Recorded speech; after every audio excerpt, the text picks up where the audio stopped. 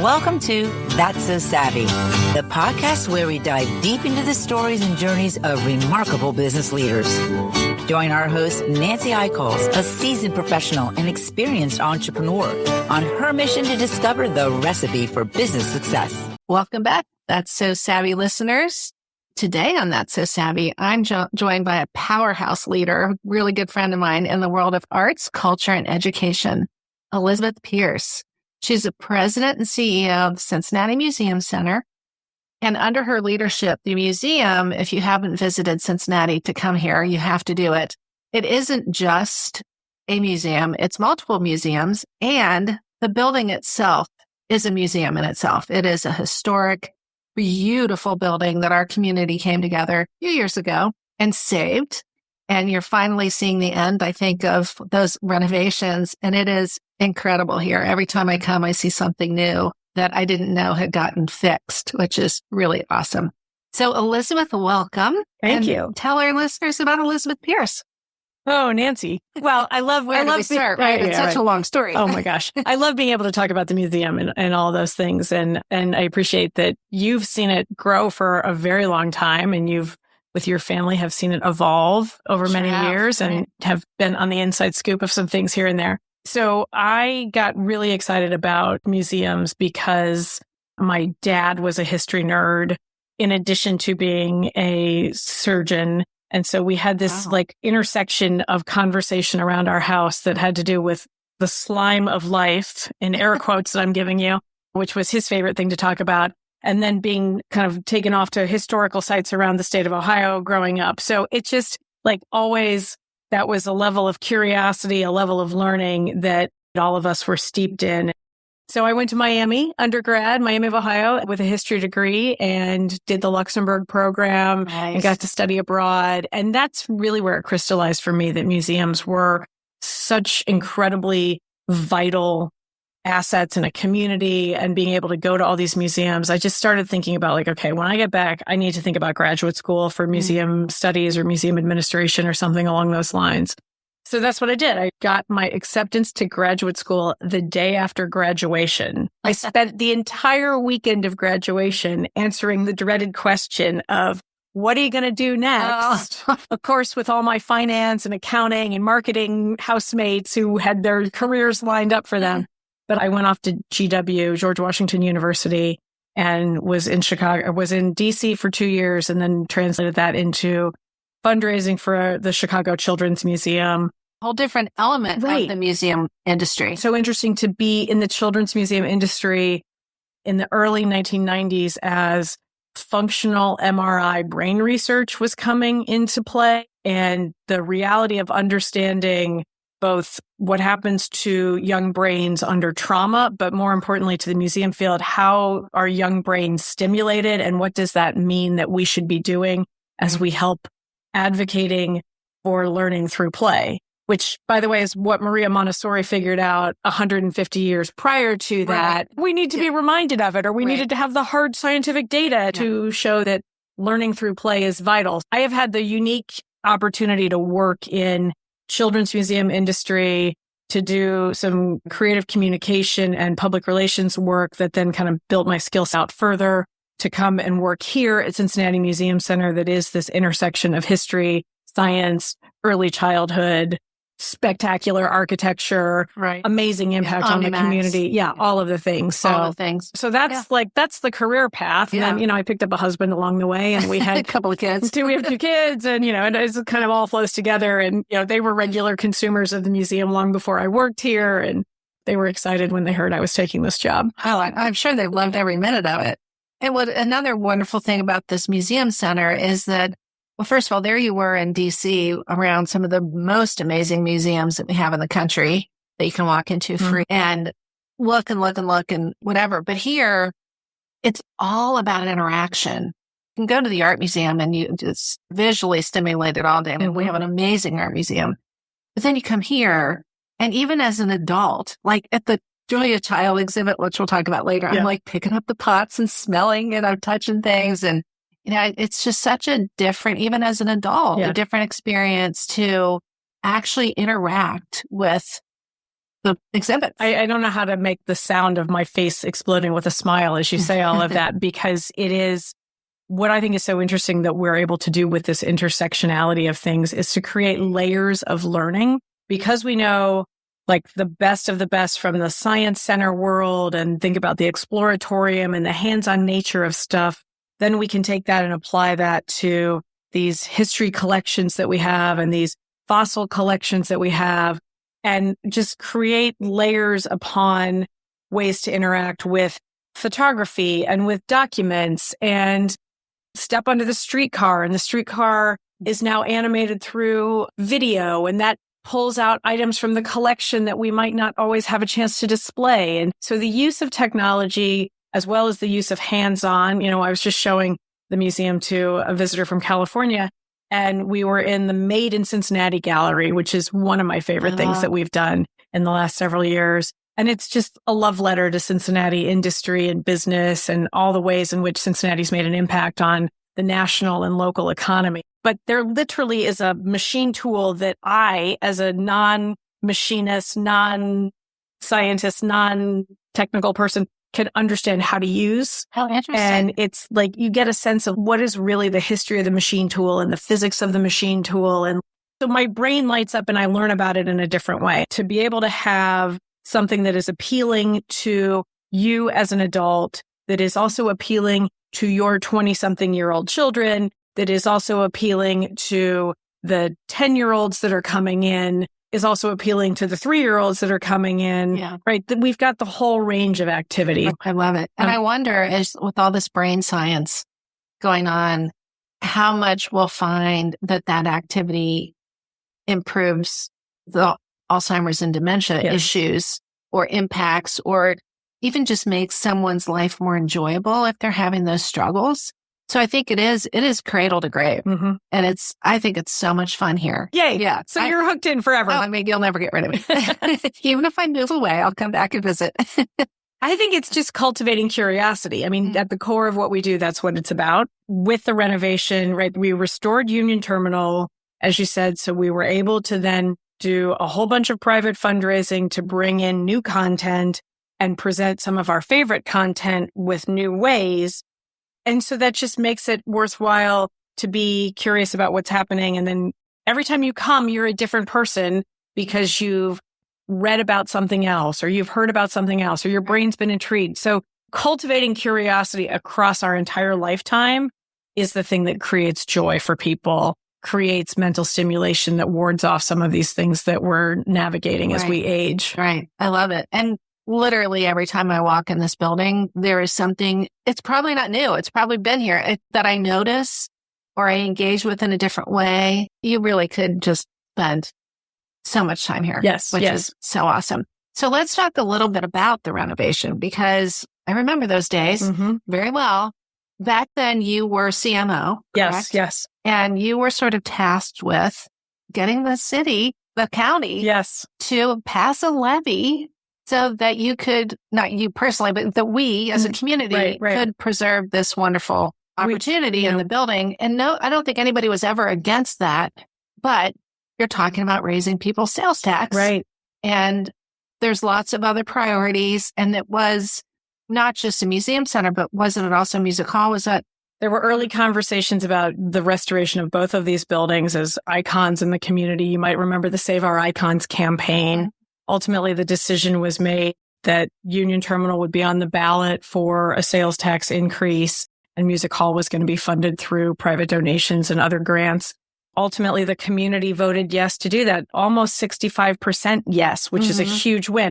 I think it is a testimony to the community's love of this building, the community's love of the adaptive reuse of this building. And my favorite thing about there, I mean, I have so many favorite things about working here, but among them is the fact that when I say to people almost anywhere in the world, oh, I work at Cincinnati Museum Center, which is at Union Terminal, there is a story about this building.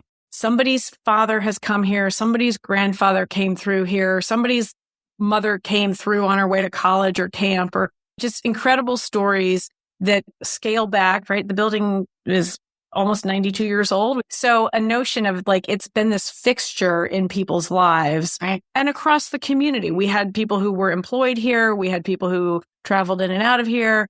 We worked in partnership to bring the Holocaust and Humanity Center, the Nancy and David Wolf Holocaust and Humanity Center, to this building because they were looking for space to further tell their story. And this is a key component of the story, right? That the survivors of this experience walked through this building, their first steps in this community. It gives me chills. Right. So it's just, I mean, the building is amazing. And so being able to have people appreciate the value of this building and the value of investing in this building for the future was really important. And so we were able to pass that sales tax in 2014, November of 2014. Wow, it's been that long. A long time ago. Feels like it was just yesterday and a lifetime simultaneously.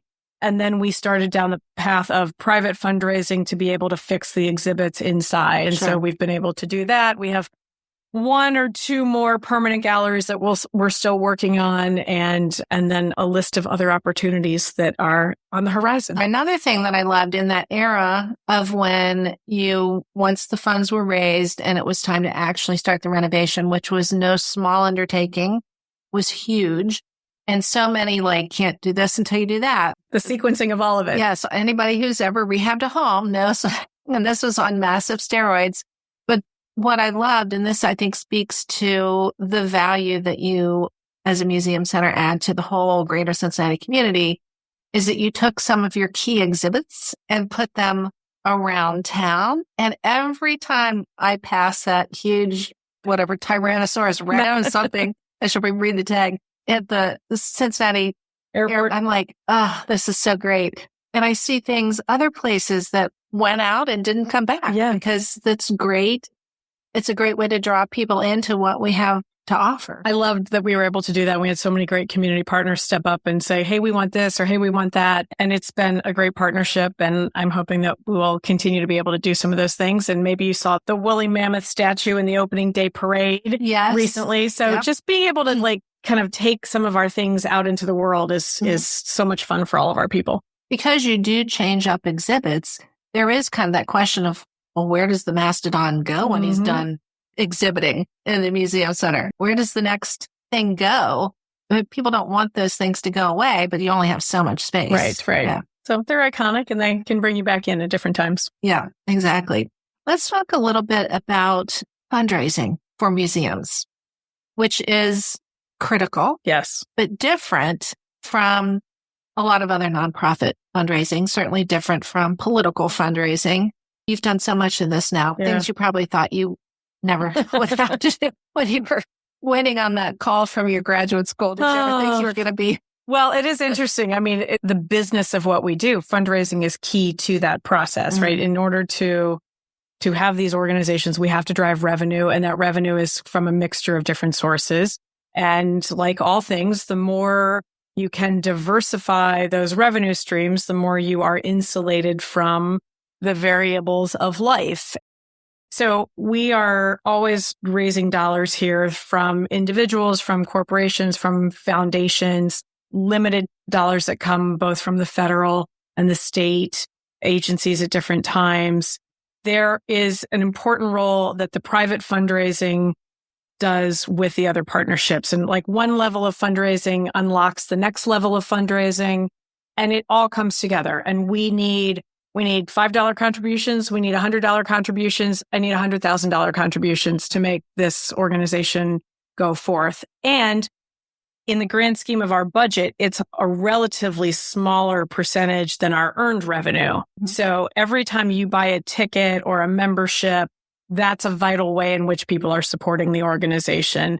And ideally, I'd love you to do both. But, let's engage with the different ways that we can bring to people in the door. And the more people that come in the door, the more revenue that we're able to generate that goes back into the production of all the things that we're doing. It is all just like the circle of life. Being able to tell the story of how much you are earning in earned revenue as a donor, that makes me more apt to contribute. Because I know that you have a survival plan. And that we're efficient with our dollars. And, endowment fundraising is a key notion of that as well. Generates ideally a portion of dollars that come back to support the organization.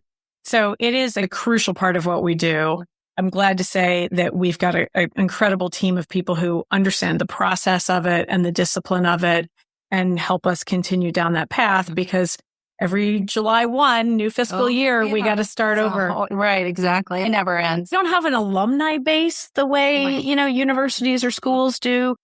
I mean, we have an alumni base. It's everybody who's ever loved coming here. Right, and so always trying to figure out, like, how do we touch base with them and how do we bring people back into things? And the tools of communication are changing so rapidly. Trying to find the right tool for the right message for the right person at the right time with the right tool is a magic elixir. And asking for the right amount of money. That's always the trick. Yes. But since 2018, your team has raised more than $120 million to support the completion of 18 new exhibits and our operations and your endowment. So just in, what is that, 8 years? Yeah. 120 million. That's a lot of money, Elizabeth. Spectacular. It's absolutely spectacular to be able to bring all of these exhibitions back online, right? So we know people love the cave. We know people love Cincinnati in Motion.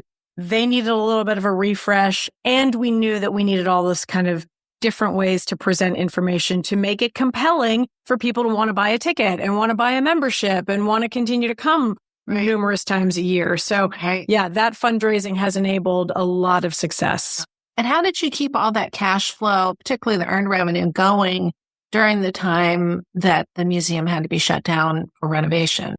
So we were shifting gears in different ways, doing more programming out in the community, figuring out how to manage expenses in a different way. We did staff reductions at the period of time in which we were moving out of the building because we just weren't going to have floor staff on site. And then we did a hiring push when we moved back into the building. And COVID was another roller coaster ride amongst all of that. So it is always finding the right balance between how can you run your operation, how much fundraising do you need. To be honest, right now, the economy and the uncertainty in the economy is making me very nervous as it relates to what is our admission revenue going to turn out to be, and have people forgotten about us during the periods of time in which COVID was disrupting our lives, and how many people have kids' sports overwhelming their schedules. My plea to you is, like, please come back, because we're a very different place. As you said, we're all this new content. I had forgotten.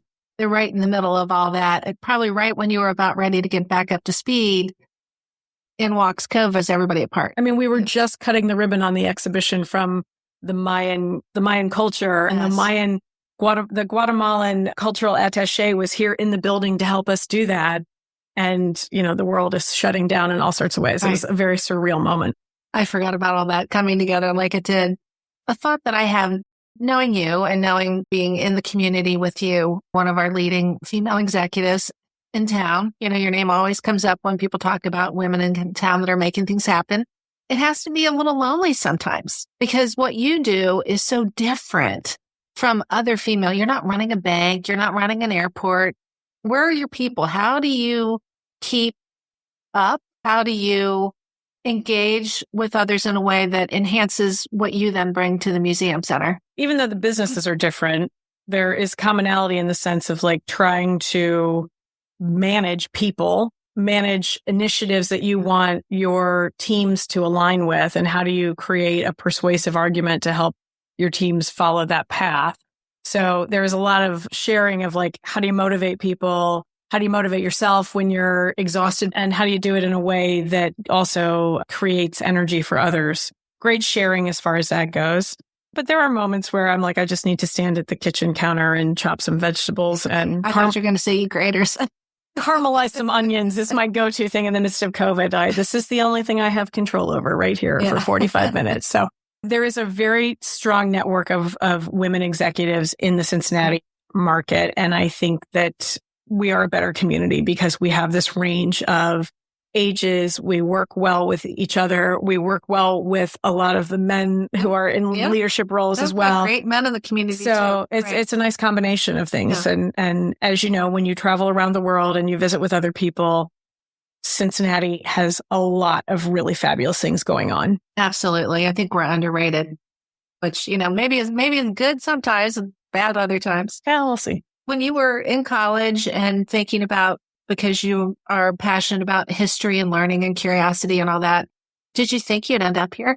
Did you ever think that? And if not, what would you might have maybe have done differently? Well, I always joke to myself, like, maybe I would have gone in a landscape designer or something along those lines, because now I'm obsessed with my plants and my perennial garden and getting the rabbits and the mole out of my garden on a regular basis. To Dave Aichholz. Oh gosh. I don't know that I thought I was going to be in this role, but I wanted to do something with history and I wanted to do something with education. And there you go. As a mom, when the kids were little, I thought maybe I would just get off the highway entirely and be at home and enjoy that experience and pour my focus into them. And I did that for a little bit. And then I had opportunities that kept popping up. And I was a little reluctant because the baby is this age or that age. I had a great conversation with Doug McDonald, who was my predecessor here. And he said, you really need to come back and join me now and do this chief marketing role.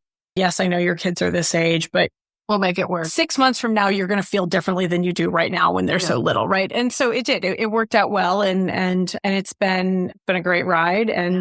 But it also, as a working mom, you just have to do things a little differently than what may have come before. Right. I'm sorry, I'm not going to have that meeting in the crack of dawn in the morning because I'm going to take my kids to school and enjoy 20 minutes of chit chat in the car with them. Yeah, and then I am available to you for the rest of the day, kind of thing. Yeah. So it is. You've always been really good about that. Thank you. I remember being behind your minivan that says Museum Mom. Yes. And thinking, that's awesome. She's taking her kids to school. She's not rushing out to be at work at 7 a.m.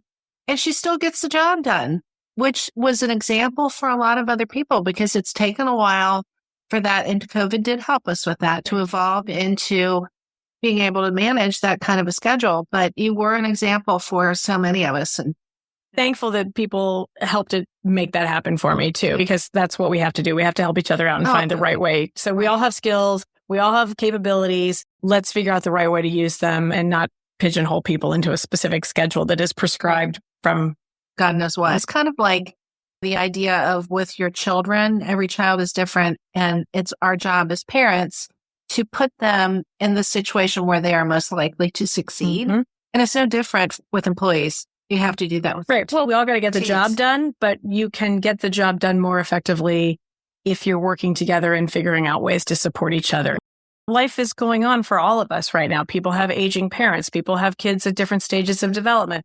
People have other things that are happening in their lives. Right. And if you want them to show up and do well for you, we've got to be there for them in different moments. Right. Exactly. And I think that really breeds commitment with people too. Of course, this is That's So Savvy Recipe for Success. So I have to ask Elizabeth, what's in the oven around here at Cincinnati Museum Center? Well, one of my very favorite traveling exhibitions that you referred to earlier is the Julia Child exhibition that we have here. Fabulous. It's so gorgeous. And it's only here till May 18th. So get in, don't miss it. And plan to come twice because it's intense. There's a lot. Good content. What I love about this exhibition is that these enormous, they've been made into large scale photographs, are beautifully done.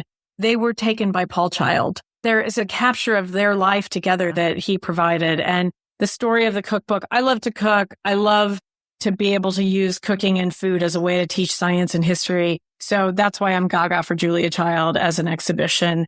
She's got a great life story. She had different expectations of her than what she turned out to do and what to be. She produces the cookbook well into her late 40s and then goes on to have this incredible career on television and changes the way we all cook and think about food and certainly gives rise to food television in a bunch of ways. And so it's just a really fun, wonderful exhibition. And then we just opened the Barbie exhibition. Barbie, a cultural icon. It is fun to have Barbie and Julia a little bit in dialogue with each other right now. Barbie will be here through the summer, but it's 250 dolls with their fabulous costumes.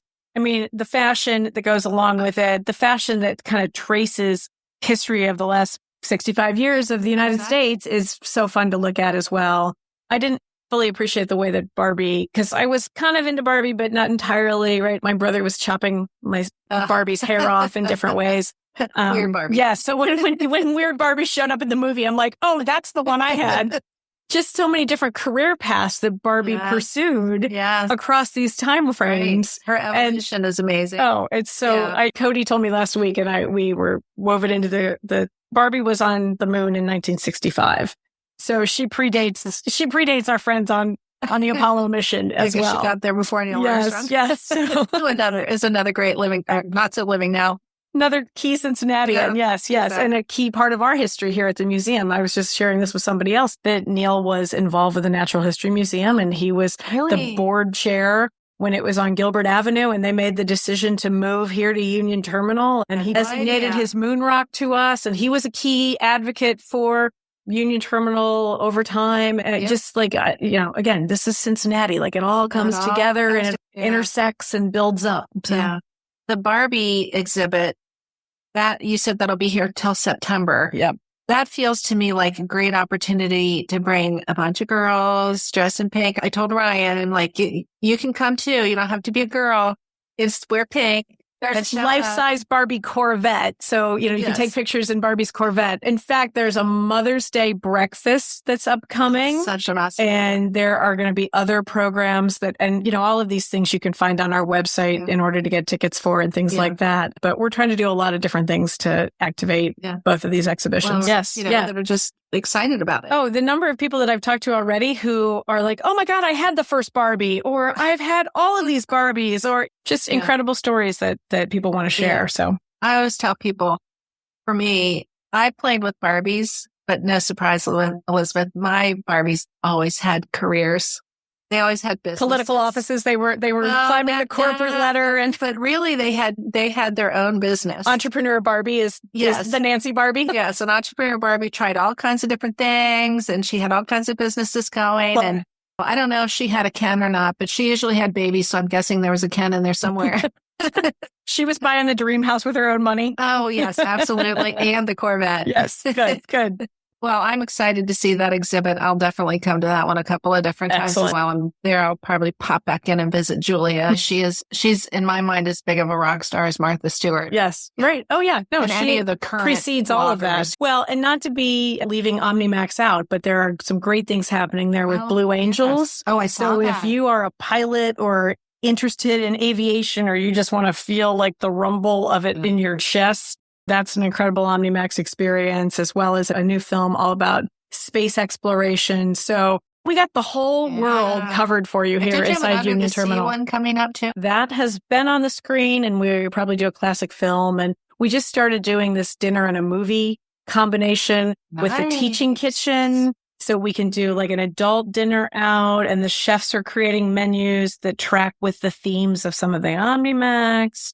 And so you can learn to prepare some of that and maybe have a glass of wine and then go to the OmniMax. So I like that. I'm trying to make it interesting for all age ranges. Kidding, Elizabeth. Did you just stay up all night and pick up all these things? Those are the 3:00 in the morning. Yeah, you wake up. Oh, there's that. We could do that next. Yeah, the ahas. Mm-hmm. Well, our time is kind of coming to a close. Is there anything that we haven't talked about that you'd like our listeners to know?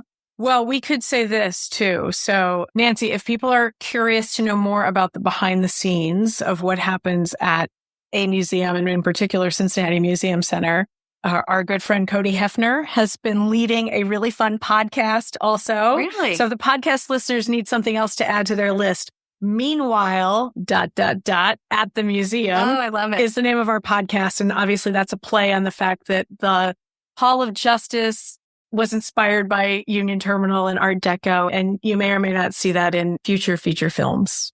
There you go. Wow. I'll keep my eyes open. Now I got to go see a lot of movies. I just want our listeners to keep coming back to us. Yes. And if you're coming in from out of town, make sure that we're on your list of things to do. But the museum has both retained some of the things that you love and has brought a whole bunch more. And so please visit. Right. I just re-upped my membership. Fabulous. Because I'd been away a little bit with my kids playing college sports. And it's really not expensive. No. And you're going to make money on your membership. Oh the value of your membership is amazing. Oh, yeah. And if you travel to other places where the kids are living now, you're going to have free or discounted admission at a number of different museums. I did not know that. So you have to buy the premium level membership, and you can ask about reciprocity, but that will take you to science centers and history museums all over the country. Well, it's been awesome to have my good friend Elizabeth Pierce. We could talk for hours. Day. We could. It's so exciting. So proud of you, Elizabeth, for everything that you've done. Excited for our community and for everybody that visits our community, and really just the museum industry as a whole, because being one of the top 5 museums in the country, yes, you are a role model for all these other museums out there. And we want every city to have an amazing museum center like this. They won't have the beautiful building, but they can still have a beautiful and wonderful experience in their own cities. So thank you so much. Oh, I know. I forgot to ask you. Oh, if you fell asleep tonight, when you fell when I fall asleep, and you wake up tomorrow somewhere in the world, where would it be? If I woke up anywhere in the world tomorrow, I would like to be on the South Island of New Zealand. And I say that because we just got back from the North Island of New Zealand, and we didn't get to go to the South Island yet.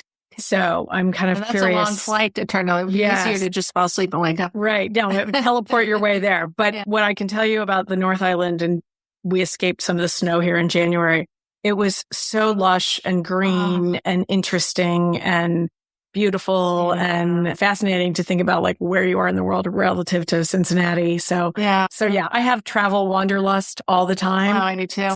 And then I'm really curious to go to Japan. I've never been to Japan, and that seems on to my be list. The place to go right now. Okay, lots of people. Interesting. That's particularly Tokyo. Yeah. I want to eat my way through most of these places. Also, same. But most places you walk a lot more than you do here, so it's okay. That's true. Yeah, you'll be fine. Yeah, get lots of exercise. Well, I hope you can wake up in the South Island of New Zealand one of these days. I hope so too. Thank you, Elizabeth. This has been so much fun. Thank you. Thank you. That's So Savvy, listeners. I hope you've enjoyed Elizabeth Pierce, President and CEO of the Cincinnati Museum Center, which you absolutely have to come visit. While you're at it, please share our podcast with your friends, follow us on social media, and subscribe and give us a 5-star rating, because the more 5-star ratings that we have, the easier it is for us to get our podcasts out to many people. Thank you for your loyalty, Savviers, and we will see you in a couple of weeks.